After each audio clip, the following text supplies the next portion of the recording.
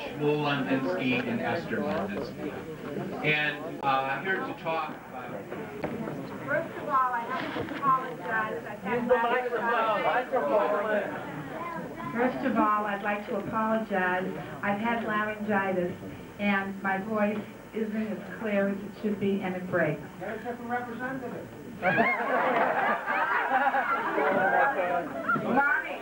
Mommy, did you hear the song of Passover? Chagad, you're one kid, only one kid. Hey, folks, I'm it. Okay, now let me tell you about my bubba. That was Sora Risha, and she was born in Smiatich, or Shmetich, or however you want to say it. And she married my grandfather, Pinchas.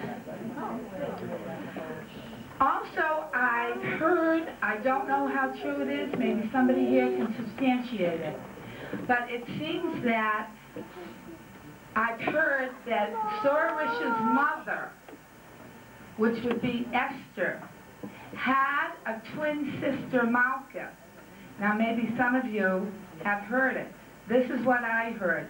Because, and I'm going to digress a moment, when my mother was born, she was named Esther for my grandmother's mother, because she had passed away. She didn't know at the time that the twin sister had passed away also, and that was Malka. In the family, I know there were a couple of Esther Malkas. There were a lot of just Esthers, and there were a lot of just Malkas, like me, but that's where that name comes from. Anyhow, I guess it was an arranged match, because my grandparents were not a love match. But they lived in Smiatich, and Sora Risha's grandfather took pelts and to London, would get them in Poland, bring them to London, and sell them. That's how we got the name Londinsky, because when it came time to give out second names, he was the Londoner.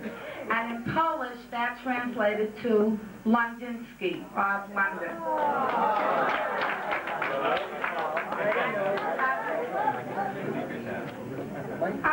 If you'd like. Okay.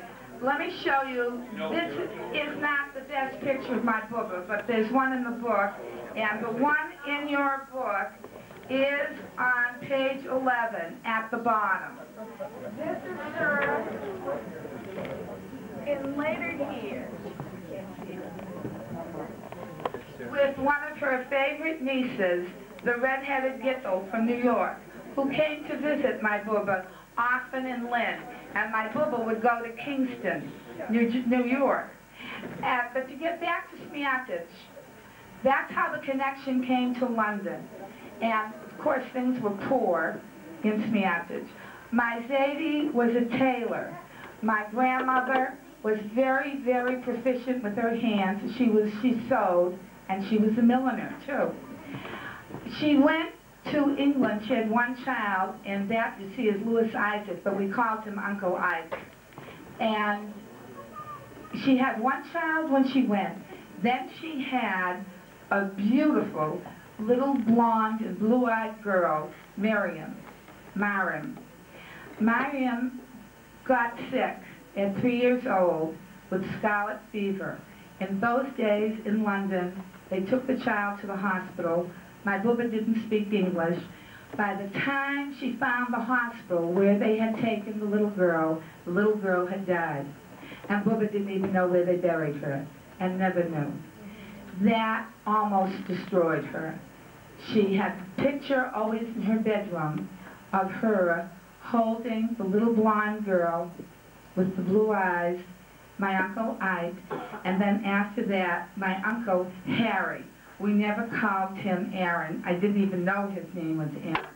But those were the three pictures. As time went on, she had Chaim, who had a wonderful disposition, just like my mother. The rest of them were very rambunctious. Abby, then she had three girls. My aunt, Tilly, who most of you know because she married Charlie Rosen. My mother, Esther, who shared the same wonderful disposition that my Uncle Chaim did, and my Aunt Leah, who was very feisty. Even her son said so. Now, they lived in England, and my grandmother was very meticulous. Her girls were dressed beautifully, and her boys were taken beautiful care of also. But came the flu epidemic of 1918, and on the day that they declared armistice, and the bells were ringing, and they lived in Whitechapel, which was the poor Jewish section of London. I don't think there was a rich Jewish section of London at that time, to tell you the truth, but this is where they lived.